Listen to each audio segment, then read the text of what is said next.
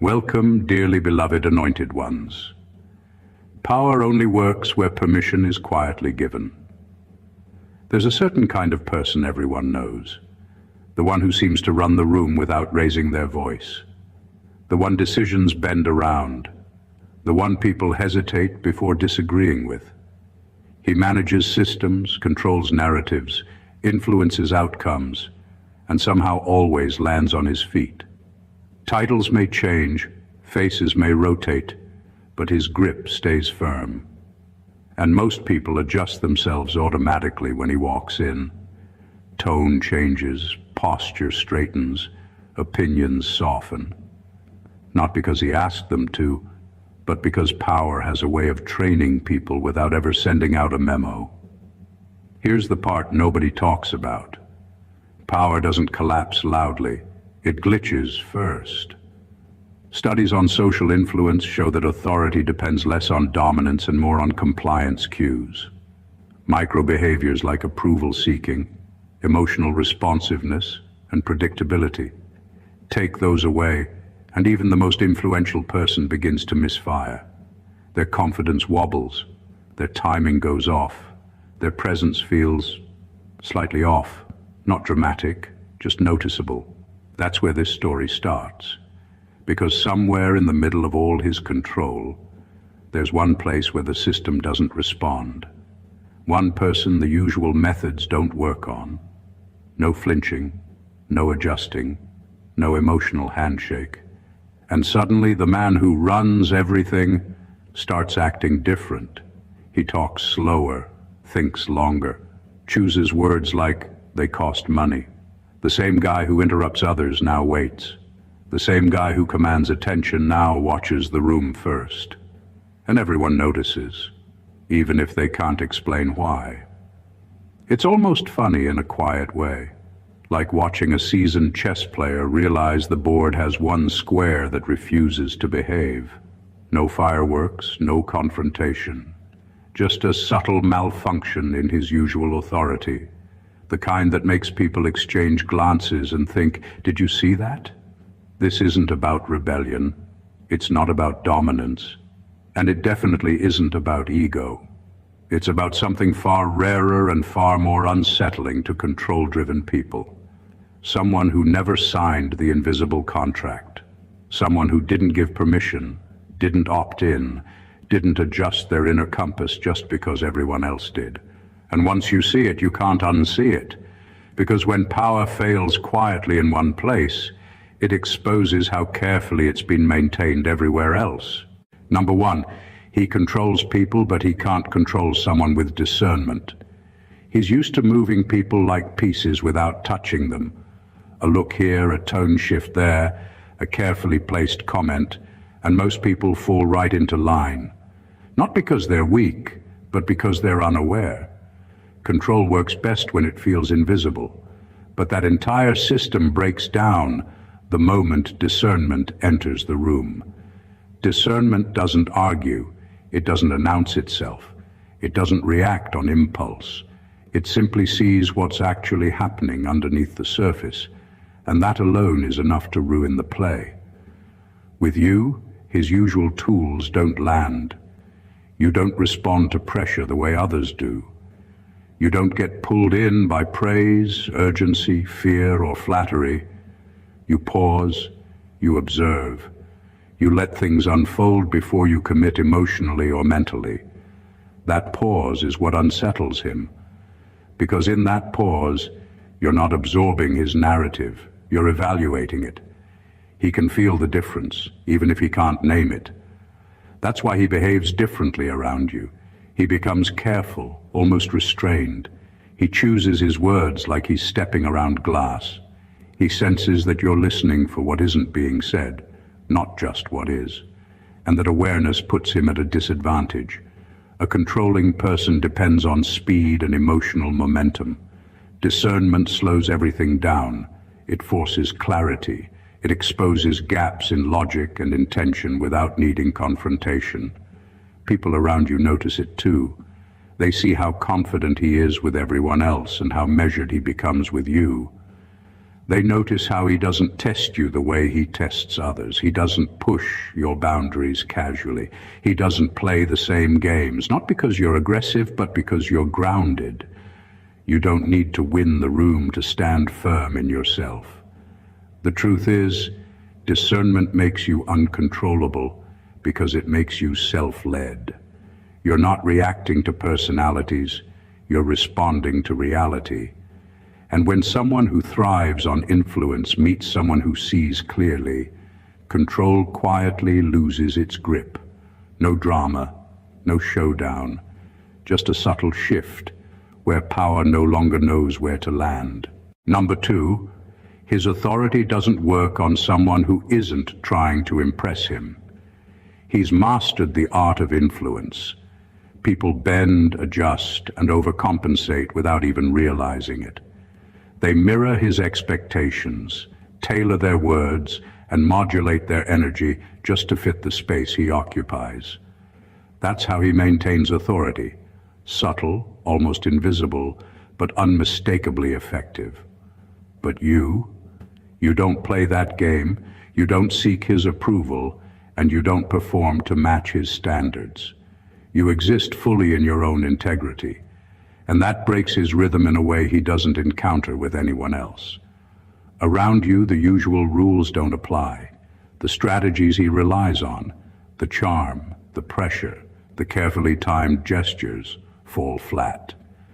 He's forced to slow down, to think, to measure, because he can't anticipate your reactions the same way he does with others. That's what makes him uncomfortable.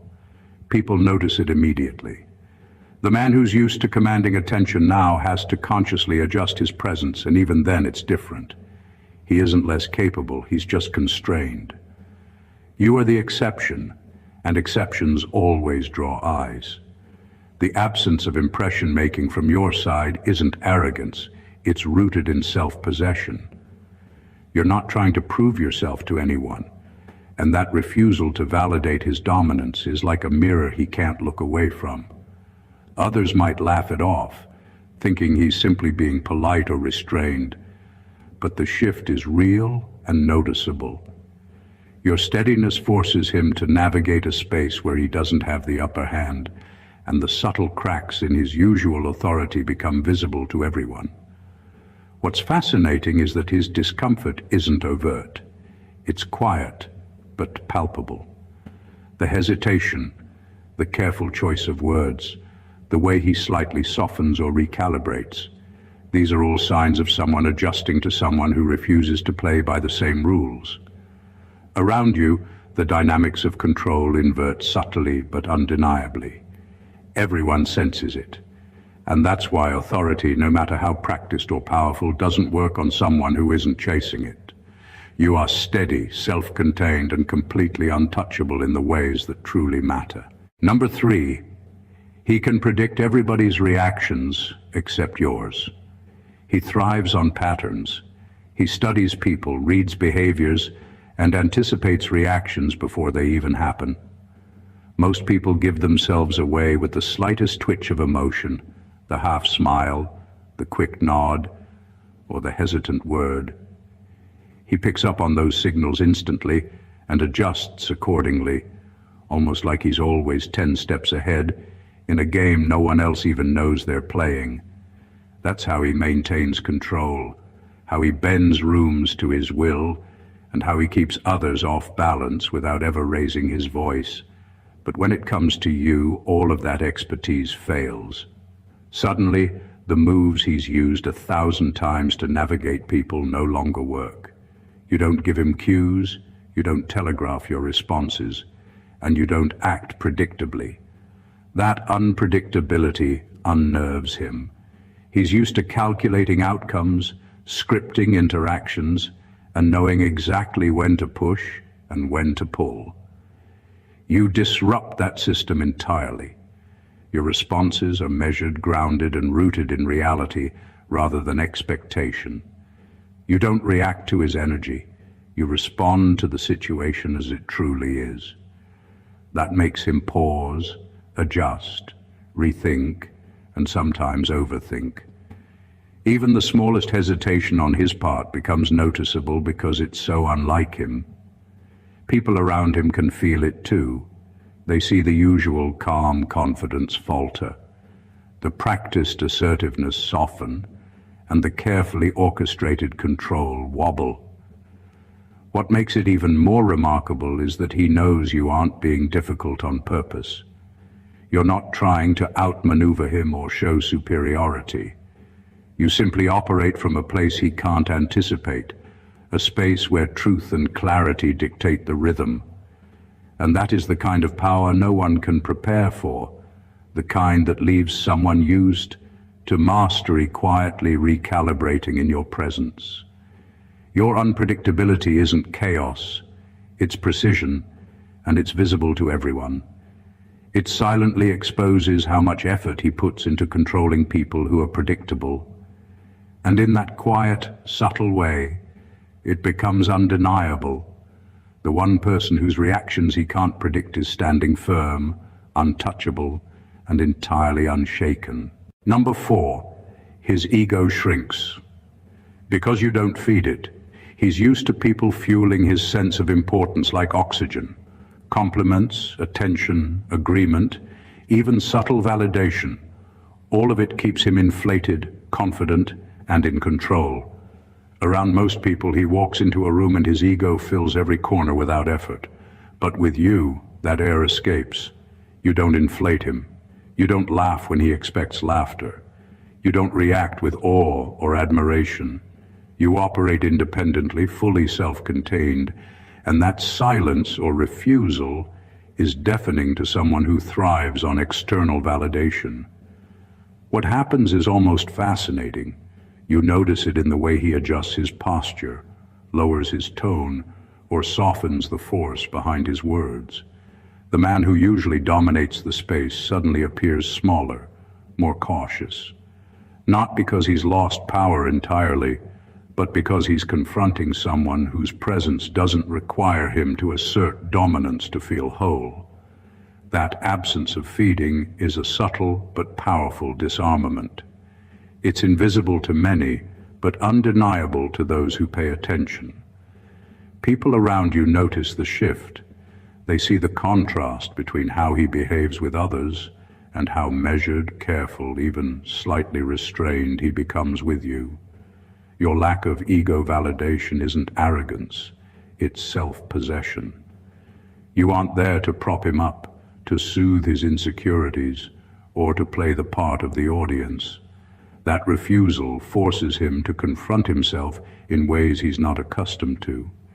He can't rely on the usual tools that work everywhere else, charm, intimidation, influence, because none of it lands when the recipient is emotionally independent.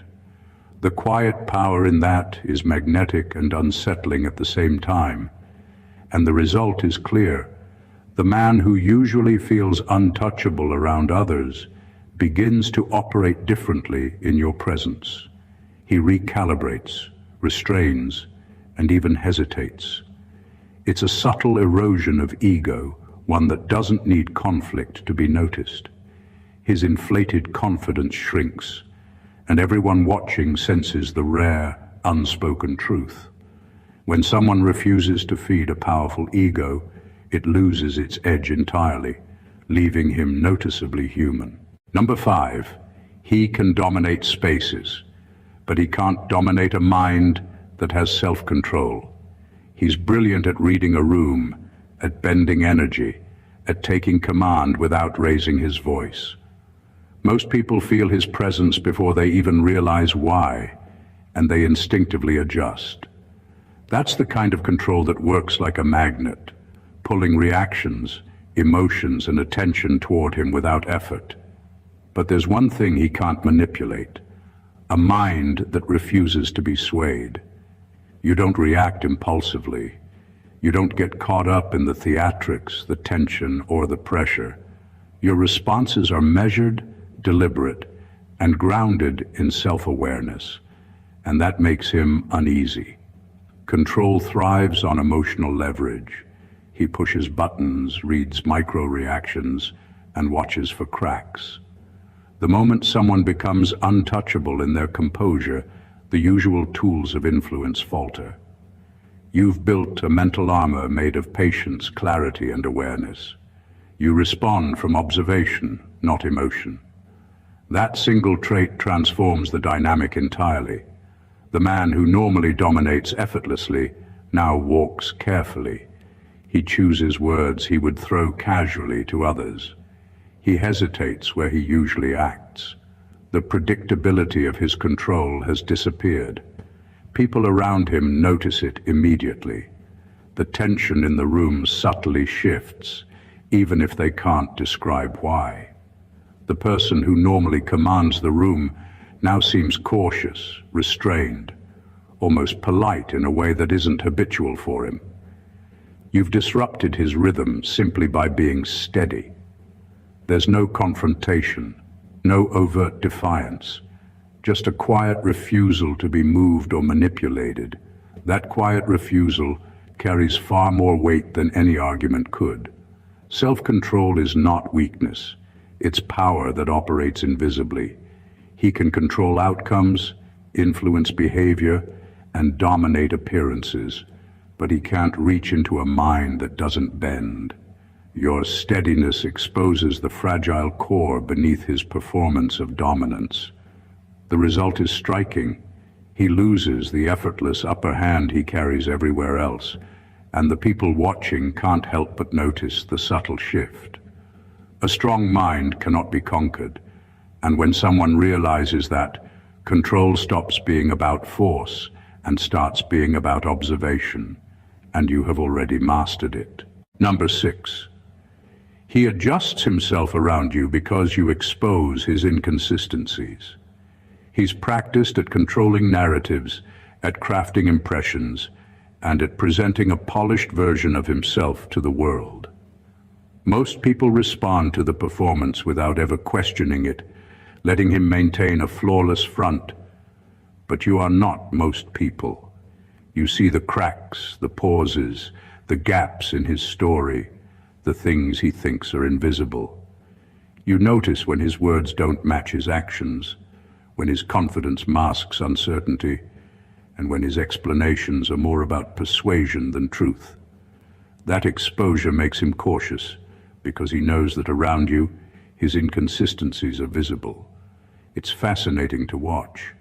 The man who usually talks with absolute authority suddenly chooses words carefully.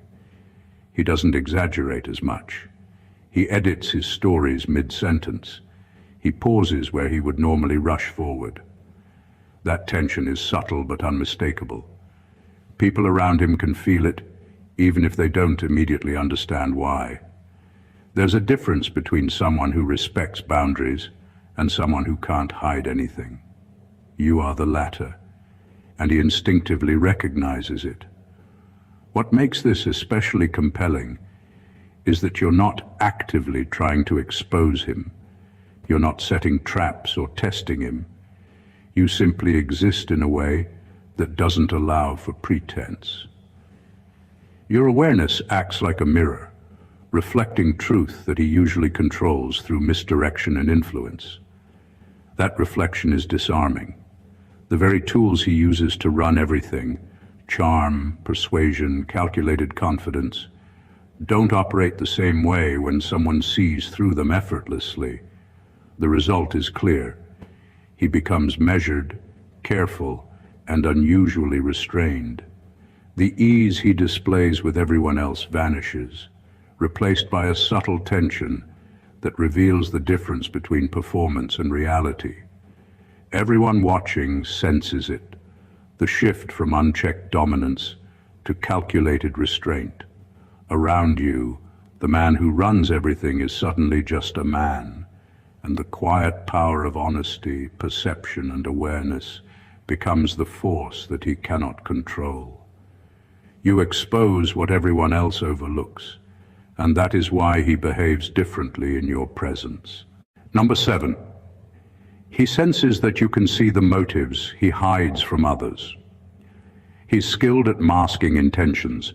He knows how to hide what drives him, how to frame his actions in ways that look harmless, charming, or strategic to the people around him. Most fall for it without question, responding to the version he presents rather than the one beneath. But with you, that strategy fails. There's something about your presence that forces transparency, a way of observing that doesn't rely on what's said but on what's real. He feels it immediately, an unspoken awareness that you can detect the motives he spends so much energy concealing. That realization changes his behavior. He slows down. He measures his words. The casual ease he carries with others disappears. He becomes more deliberate, more calculated, because he knows that in front of you, his usual methods of manipulation and influence won't land. You see the subtleties, the hesitation, the overcorrection, the tiny cracks in his narrative that he thinks no one else notices. And because he knows you see them, he has to behave differently. People around you notice it too. They see him adjusting, softening, or walking on eggshells in ways that are uncharacteristic.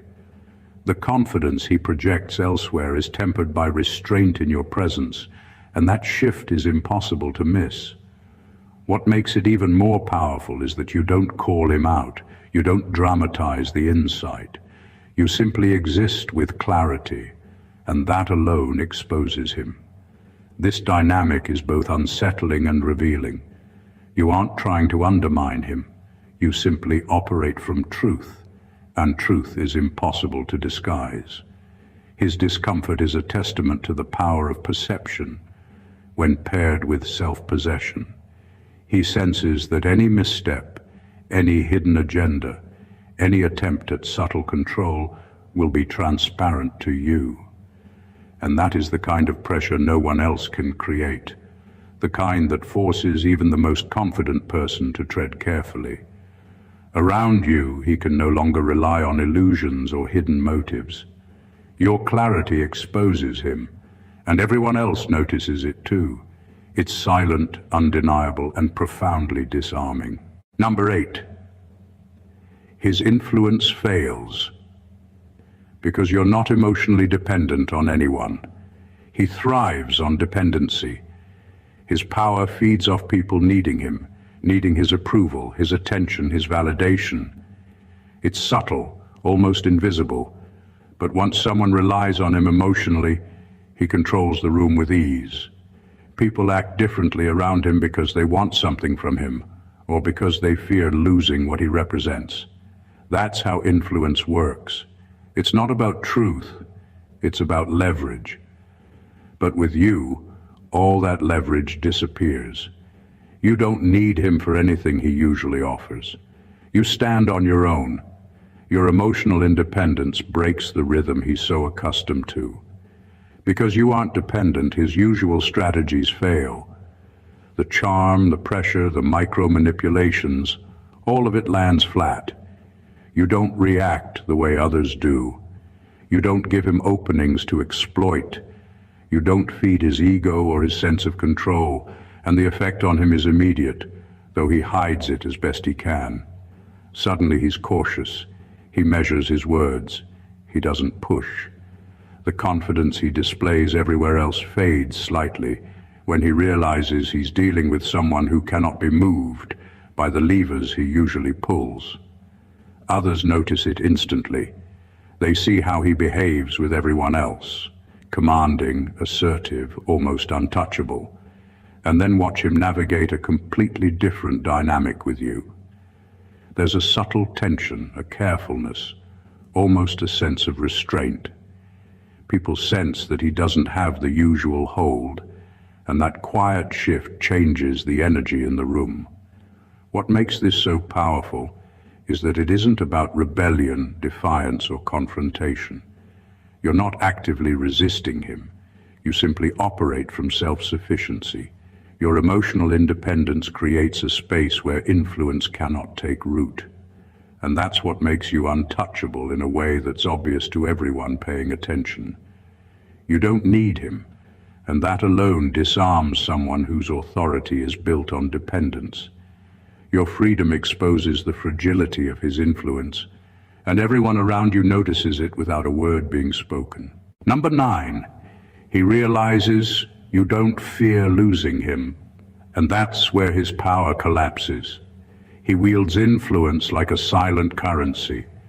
People respond to him not only because of who he is, but because of the fear of losing him, the fear of losing favor, opportunities, or validation. That fear is his strongest tool. He doesn't always need to assert authority. Often just the presence of possibility is enough to bend others to his will. But with you, that currency holds no value. You don't fear him. You don't measure your worth by his attention or approval. You exist fully in your own strength, and that destroys the foundation he relies on. When he senses that you aren't afraid of losing him, everything changes. His usual ease falters. The strategies he uses so effectively on others, subtle pressure, charm, even intimidation, become ineffective. He can no longer rely on the weight of expectation or perceived consequence. Around you, he must tread carefully because he knows that nothing he does will create panic, compliance, or insecurity. The balance of power, which is usually invisible, becomes awkwardly tangible. People around you notice this immediately. The man who commands confidence and control with most people becomes restrained, calculated, almost hesitant in your presence. His energy, normally dominant and unshakable, carries a subtle tension that wasn't there before. It's visible to anyone paying attention. The cracks in what he usually projects, the unusual carefulness in his interactions, the tiny adjustments he makes to avoid missteps. What makes this profound is that you don't even have to challenge him. You don't push, you don't confront, you simply refuse to operate from fear. And that refusal is more disarming than any direct opposition. His authority, built on the unspoken pressure of fear, loses its grip completely because fear doesn't exist in your world. By not fearing him, by refusing to let him define your value or control your choices, you quietly collapse the power he wields over everyone else. And in that collapse, everyone sees the rare truth. The only person whose presence weakens him isn't defiant. She's simply unshakable. Number 10. He runs on people's complaints, but you don't overshare. He thrives on information, especially the kind that others unwittingly provide. Complaints, confessions, frustrations, they're his fuel. Every slip of vulnerability is a tool he can use to shape outcomes, influence decisions, or gain leverage. Most people hand him these pieces willingly, often without realizing the power they're giving him. But you don't play that game. You keep your world contained. You don't overshare. You don't volunteer your thoughts, your struggles, or your emotions to someone whose energy is designed to exploit them. And that, more than anything, unsettles him. Without the usual supply of personal information, his strategies falter. He can't predict your reactions, can't anticipate leverage points, and can't manufacture influence the way he does with others. He's forced to engage with you on a level that doesn't involve manipulation or control, and that unfamiliar terrain makes him cautious. The casual authority he wields everywhere else disappears. He has to slow down, measure his words, and carefully navigate interactions that would normally be effortless for him. People around you notice the shift immediately. The man who dominates conversations with subtlety, who thrives on steering dialogue and extracting information, behaves differently when he's around you. He doesn't interrupt, he doesn't pressure, and he doesn't attempt to pull strings behind the scenes. His usual energy, the one that bends rooms and shapes responses, is muted, replaced with a strange carefulness. Everyone sees it, even if they can't put it into words. There's a difference in how he operates when someone refuses to hand him the tools he needs. Your discretion isn't about secrecy or avoidance. It's a display of self-possession. By keeping your inner world intact, you deny him the leverage he counts on. That quiet resistance, this simple refusal to overshare, removes his power over you completely. And the result is unmistakable. The man who seems to control everything is suddenly contained, cautious and restrained, while everyone watching senses the invisible line he cannot cross. Number 11. He can intimidate others, but he can't intimidate someone who's faced worse. He's a master of creating pressure, a look, a tone, a carefully calculated remark. He knows how to unsettle people, to make them second-guess themselves, and to bend them to his will. Most people respond because they've never faced storms like him. They rely on him to maintain order in chaos, or they fear the consequences of defiance. But you are different. You've faced hardships, challenges, and realities that dwarfed anything he could throw at you. Intimidation doesn't work on someone who has already stared down worse situations and emerged whole. That history, your resilience, acts as an invisible shield. He can sense it immediately. The usual tactics, pressure, sarcasm, subtle threats, charm, or control don't land. Your reactions are measured, steady, and unshaken, and that is disarming in a way he's not accustomed to. Around you, he pauses where he would normally strike. He thinks before he acts.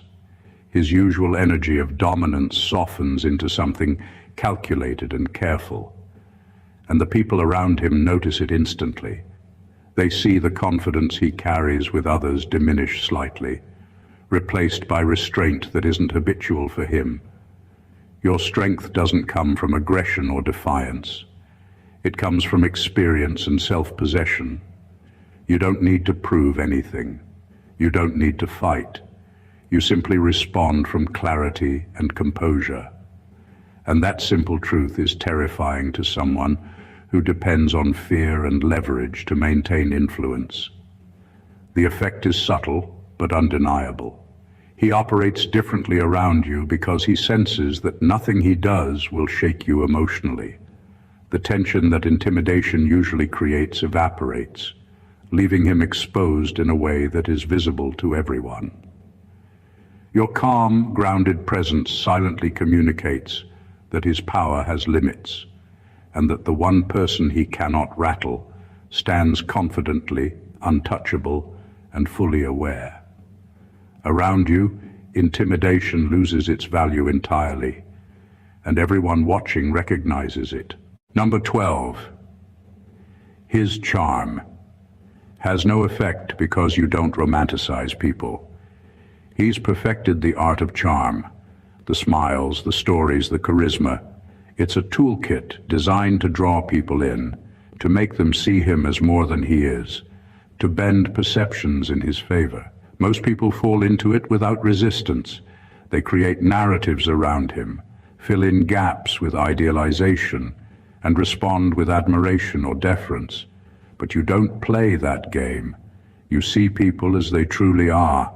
You don't fill in the blanks with fantasies or hope. You deal with reality, not performance. And that changes everything. When he encounters you, the usual patterns of influence fail. The charm that works effortlessly elsewhere falls flat. He can't rely on flattering gestures, witty remarks, or calculated vulnerability because you don't romanticize the person behind them. You evaluate actions, words, and intentions as they are, not as he wants them to appear. That subtle resistance makes him cautious. He can feel it, the energy shift, the way his presence no longer commands an automatic response. Around you, he must measure every word, every gesture, every nuance, because you won't supply the emotional embellishment that strengthens his influence elsewhere. People around you notice the change immediately. The man who usually dazzles who holds attention with a casual ease, suddenly operates differently. He becomes more deliberate, more restrained, almost tense in his interactions. His charm, which is normally a force that shapes rooms and sways opinions, is neutralized, and that subtle difference is impossible to miss. Your strength is quiet but profound. It's not defiance, it's not confrontation. It's a refusal to participate in the illusions that fuel his control. By engaging with him on reality rather than perception, you disarm him completely.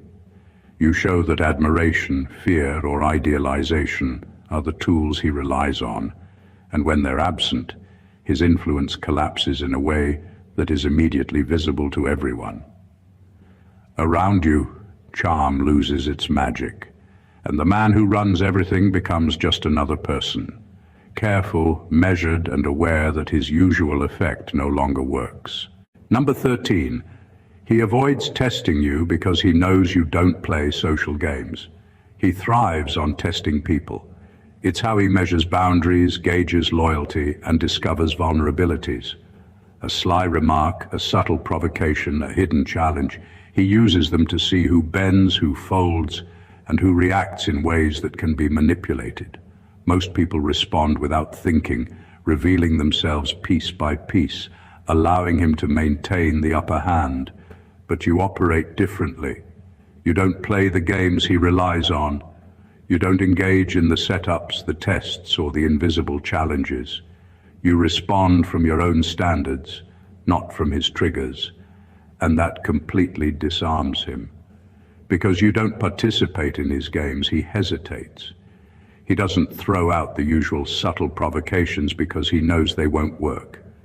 The energy he normally uses to manipulate situations, calculated pressure, strategic charm, or orchestrated tension, loses its effect.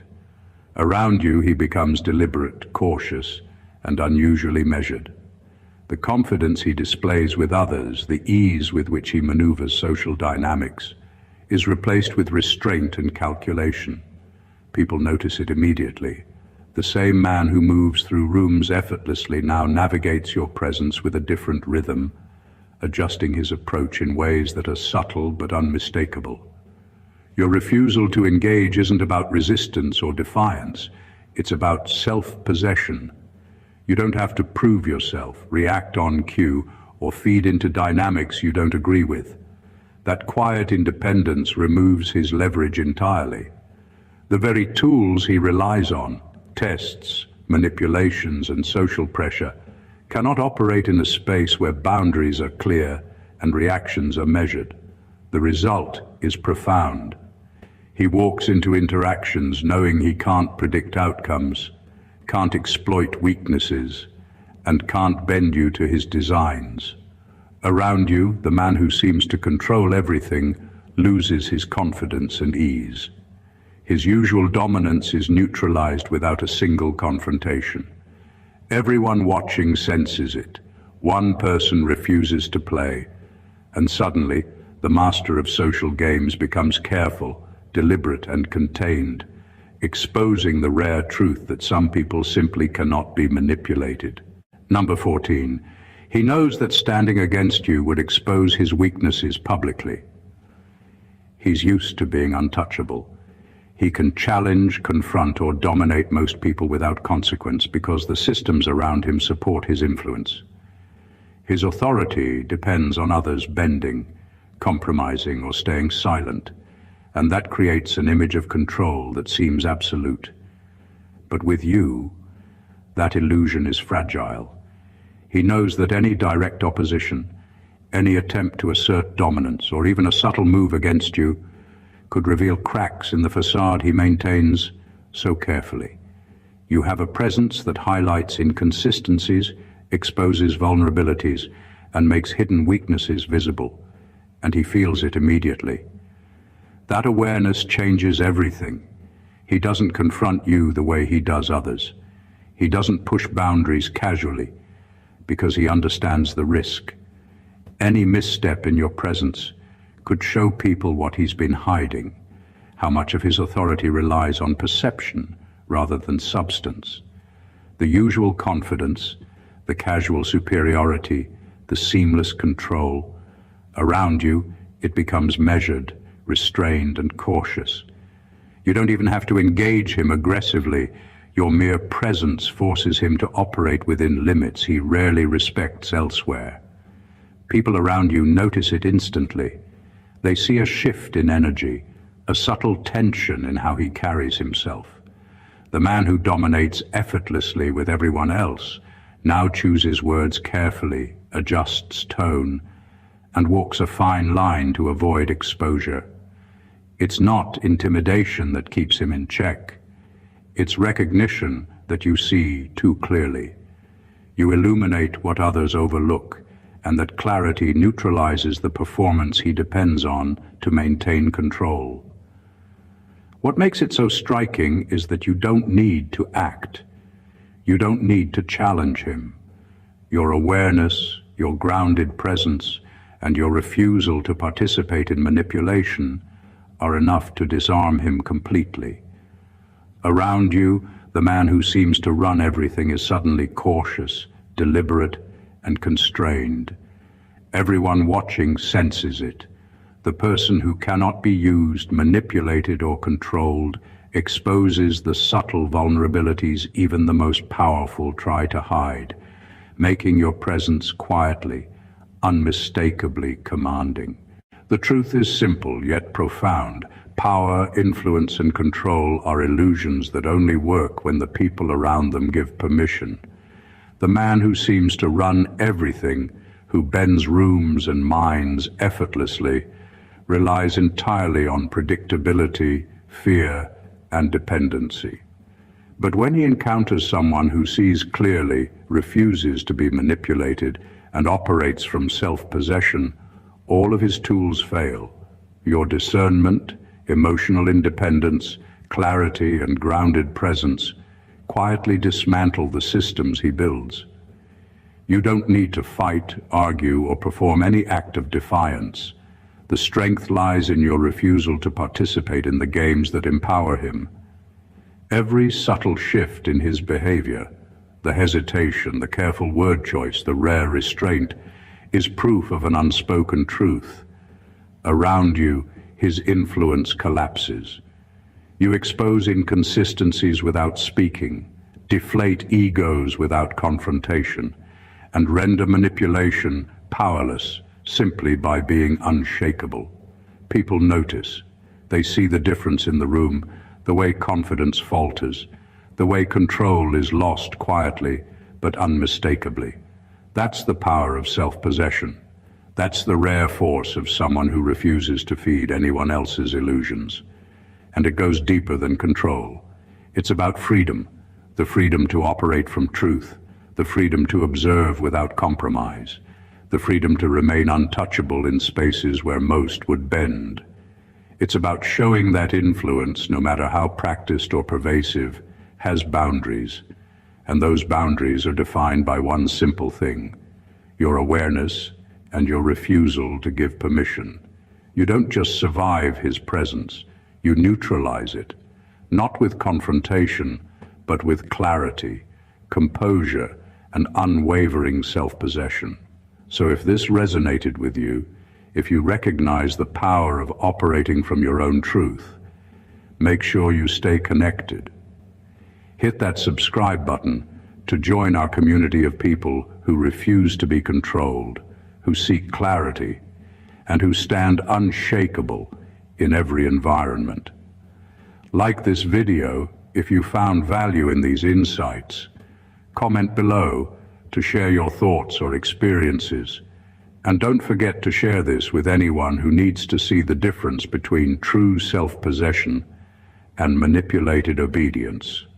Your presence matters, and your clarity has the power to shift everything around you, just like it always has. God bless you.